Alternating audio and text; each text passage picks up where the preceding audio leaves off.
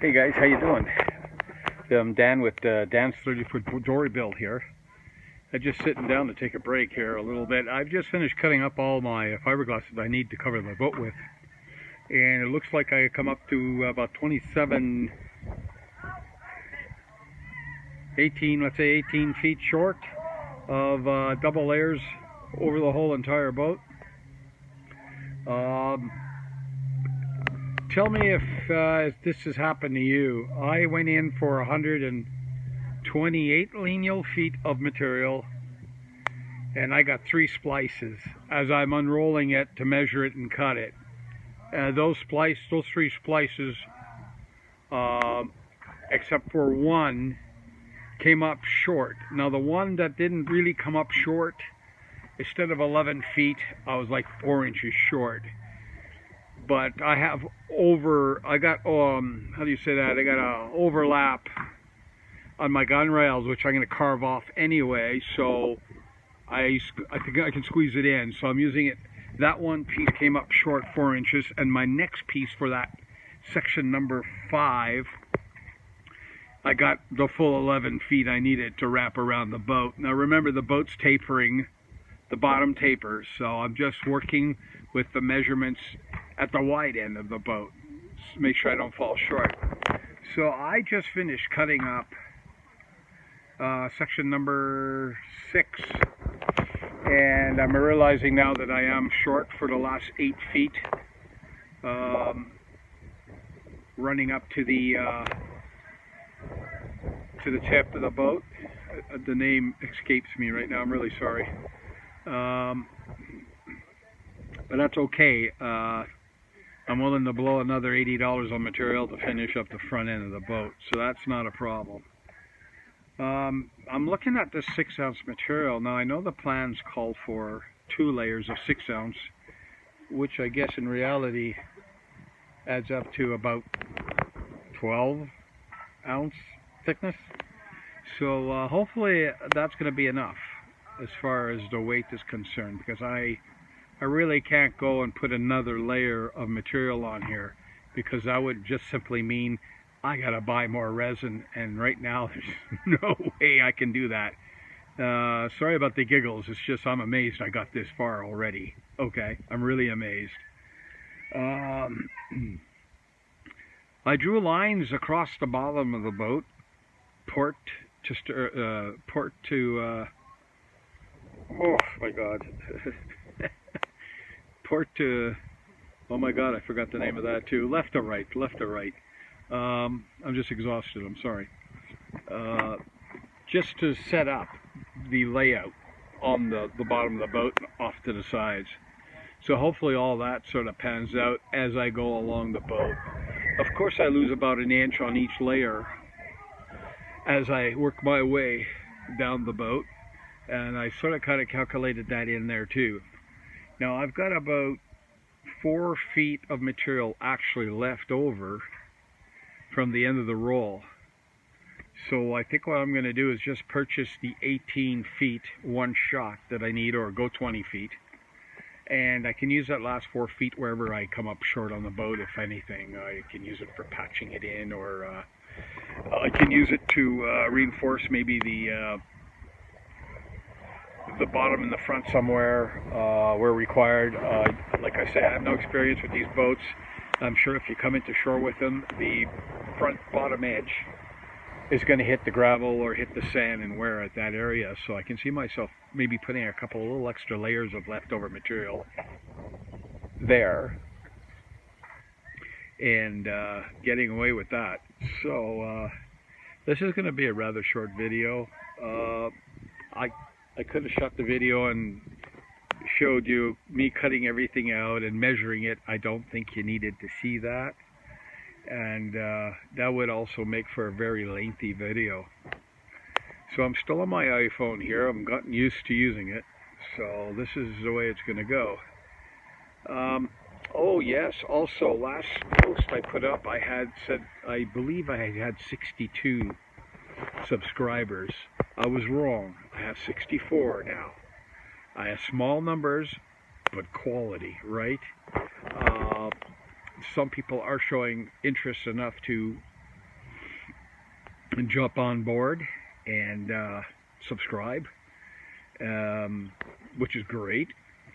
I'm just glad somebody's watching the videos. Remember, this is not how to do the boat right. This is how I'm doing the boat. So if there's something here you can pick up, go for it, because I know I'm not doing everything right or perfect, but it's getting done. I have a boat. Now I'm at the stage here. This is the 3rd, I believe, of January already. I can see the summer just blowing right by. I've got all Fridays off between June and July, giving me a 4-day weekend. And I'll pick the best weekend, or the weather sounds like it's going to be really decent. And again, I think what I'm going to do there is I'm going to videotape some of it. I might just turn it into 2, maybe 3 short postings on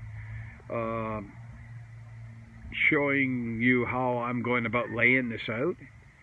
And that might be it for the year. I'll probably scrape and sand out the fiberglass as best I can. Now, I know I need to put primer down. And once again, I hate to say it, that's another large expense. Even primer is expensive. And then the bottom coat. So, you know, I might be looking at another $800 here. So that may not happen this year, in all fairness to myself. If I had nothing else to spend my money on, I've probably been further ahead by now. But you know what? I'm building this. I'm having fun doing it. Because the second it becomes fun or work, I might as well just hop back on my motorcycle on the weekends and go for a 6-hour jaunt down the highway somewhere. Stop in and have lunch and a beer. You know what I mean?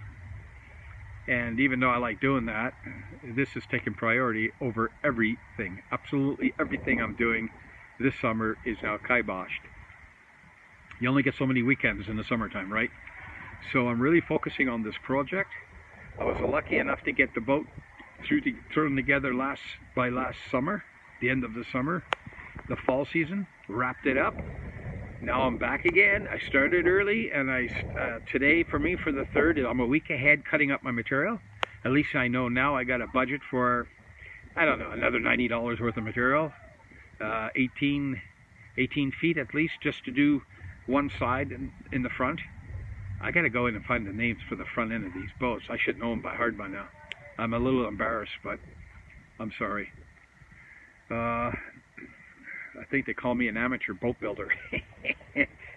Okay, so yeah, if you're following, if you're not following, you're just watching, subscribe. Please do me a favor, let me know you're out there. If you have any comments on what's going on, please keep them neat. I'm not easily offended, but you know, I'm doing it my way, and I'm doing it all by myself. I have absolutely no help. From when I started this to this point, absolutely no help. And the way I see it now, when it comes to fiberglassing, I don't think I'm going to have any help there either. So this is why I'm doing it this way, so I can control how fast I can put this down.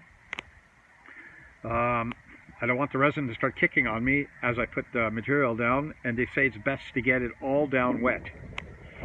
I can see why.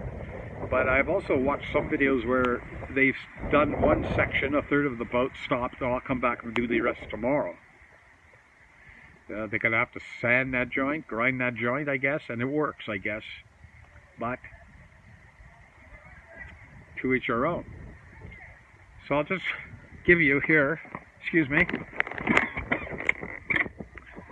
I'll just give you, ooh, just getting up here. Getting older, it gets harder to get up. Oh, here we go again. All right, so this is the way I laid it out. I hope you can see that. I just laid out a 28-foot tarp and rolled out the material as I needed it. So that's what I did there. I also numbered all the material. Everything is numbered. 1 to 5, 1 to 6, it's all numbered, and the lengths of each piece. Just so it'll save me some time finding those pieces when it comes time to laying it out, which I'll probably do on top of a sheet of 4x8, which I got plenty of over here. I took the top of my trailer apart. The wood was getting a little rotty, and it was just time to come apart. So anyway, as we walk down here. God, it's sunny out here. You know, some days you don't mind to just have a cloudy day. It'd be easier to video. So anyway, my first piece will start at the stern. It actually runs up to about here. That's my first piece. Then I overlap 1 inch, and I'll be running it all the way down here, over the top and down the sides. And I believe it hits my next line here. You see I put lines in there? So that's how I'm doing it. There's another line here. It came down just for a rough, this is the center of the boat roughly. And there's another line down there. Okay, so I'll be putting 1 inch overlaps. I think is about all I need. So I might lose 5 inches in the total length. I might lose about 5 inches, and I've already calculated for that on my end piece. So instead of going 8, I went 9 feet. I'm about to wrap this up for today. I got all my material cut I can cut. My 2 pieces are still sitting on the tarp over there. I'll be rolling them up, numbering them, putting the length on them, and I'll be storing them in the shed. They're all laid out nice and neat so they don't get squished. I'll run back out here. Now look at this. Now every time I pull this tarp off, and I know this is my problem, it's nobody else's issue, but every time I pull the tarp off, well, that's a 28-foot tarp there, and then that's about a 35-foot piece of 6mm poly I put on first on my bracing up there. And then I bring the blue tarp up, and then I got a small section of blue tarp that I was putting in the front, but now I won't have to since I'm working on it. But that's where we are right now. Now, I know I haven't mentioned this since I started the project, but I know some of you probably noticed there's a hole here. Let me get this in here. You see that hole there? Okay, so I did some research, and I know it's going to cost me more money, but what some guys do is they'll build what I think you might call a tunnel into the boat and then out to hold the outboard motor onto the boat. So, sorry, I went and cut that out without doing any research. This is a lesson learned, right? And as I'm doing my research, you can buy an aluminum mount that bolts right onto the transom. A custom aluminum mount that you take the angle of the back of your boat, give them the measurements, what you need out, and they'll build you one. And then you just drop your outboard on that. So the outboard actually sticks 30 inches out behind the transom of your boat, so you don't have that cutout in the transom where the motor sits on it. Why did I do that for? Why did I decide to go that way for? Well, I wanted as much room possible inside this boat, because I got some stuff going on in here. If I get it done, I'm going to lose some footage if I do my cabin on there. So I thought using the back, saving myself 3 feet at the back, and putting the outboard on the outside was going to be better for me. Now, some people say when you put that extension on there, that aluminum extension, and put the outboard on the outside, actually the boat performs better. Well, I got a 30-foot flat bottom boat. I don't know what people really want as far as performance out of a flat bottom boat.